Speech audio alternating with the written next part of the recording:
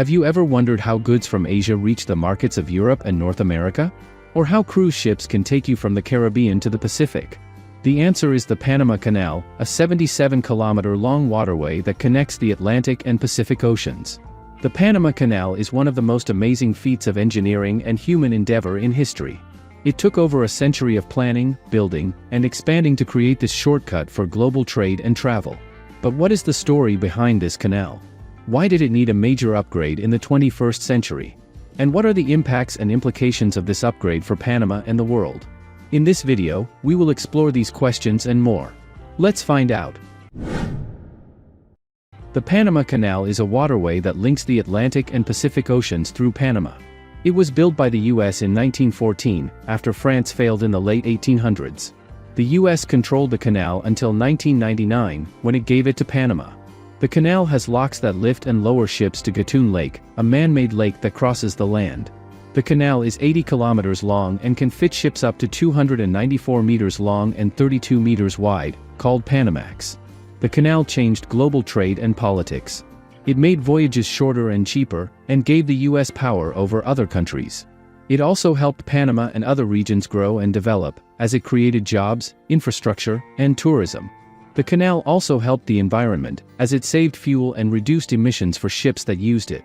The canal also made a unique ecosystem around Gatun Lake, with many plants and animals. But the canal also faced many challenges and controversies. It cost a lot of money and lives to build it, as workers had to deal with diseases, landslides, and explosions. It also caused conflicts between Panama and the U.S., as well as other countries that wanted to use or control it. It also affected the natural balance of water and wildlife in the area, as it altered the flow of rivers and introduced invasive species.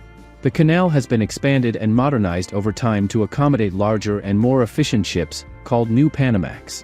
The expansion project was completed in 2016, after a decade of work and $5.4 billion spent. The new canal has wider and deeper locks, a new access channel, and increased water supply. The expansion increased the canal's capacity by 50% and allowed it to handle about 6% of the world's trade. Fast forward to the 21st century, the original canal was struggling to keep up with the massive modern ships. The need for expansion was clear, but the task was daunting. Let's explore why. As global trade increased, so did the size and number of ships. The Panamax limit became too restrictive for many cargo vessels, oil tankers, and cruise ships that wanted to use the canal. These ships are called post-Panamax or New Panamax, meaning they are larger than the maximum size that can fit through the original canal. These ships can carry over twice as much cargo as Panamax ships, making them more efficient and profitable. However, they had to either use alternative routes, such as the Suez Canal or around South America, or transfer their cargo to smaller ships at either end of the canal. This added time, cost, and risk to their operations. Moreover, the original canal was operating at near full capacity, with long waiting times and congestion for ships. The canal also faced competition from other modes of transportation, such as railways and pipelines, that offered faster and cheaper alternatives for some types of cargo. The canal also had environmental issues, such as water loss due to evaporation and leakage from the locks, sedimentation in the channels, and erosion of the banks. These challenges posed a threat to the future of the canal and its role in global trade. The canal needed to adapt to the changing demands and expectations of its customers and stakeholders. The canal needed to expand its capacity and efficiency to accommodate larger ships and more traffic.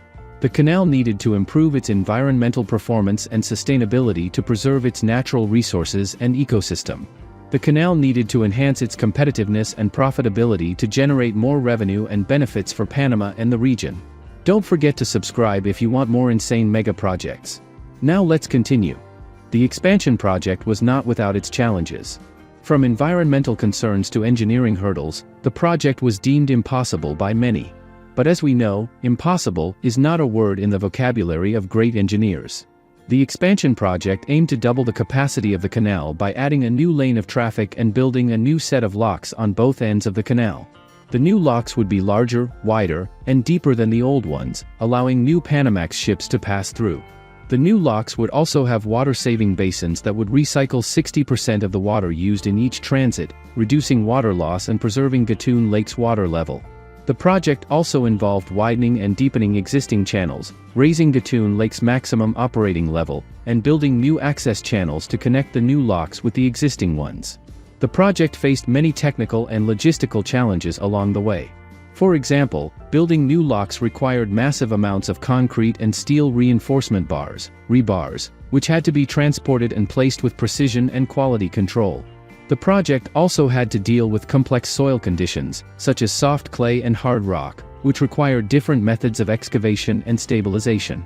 The project also had to cope with extreme weather events, such as heavy rains, floods, landslides, droughts, and earthquakes, that could disrupt the work schedule and damage the infrastructure.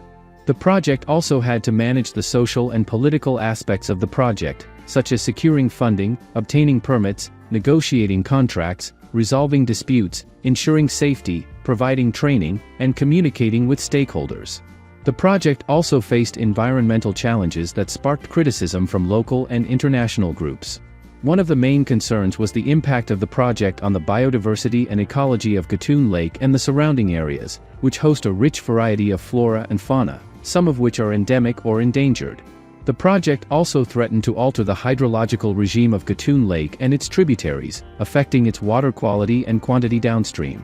This could have negative consequences for other countries that share the watershed with Panama, such as Colombia, Costa Rica, and Nicaragua. To address these concerns, the project implemented several mitigation measures, such as conducting environmental impact assessments, monitoring water quality and quantity, releasing environmental flows from the new locks, creating wildlife corridors and sanctuaries, relocating endangered species, restoring habitats, and cooperating with neighboring countries. The Panama Canal is not only a marvel of engineering, but also a symbol of hope and resilience. It was built with great challenges and sacrifices, but also with great courage and determination. It has overcome wars, diseases, landslides, and political conflicts. It has adapted to changing times and technologies. It has survived for over a century and continues to serve the world with excellence and innovation. The Panama Canal is a testament to human ingenuity and ambition. It inspires us to dream big and work hard for a better future. Would you like to see this amazing waterway? Let us know in the comments and don't forget to subscribe if you want to explore the world.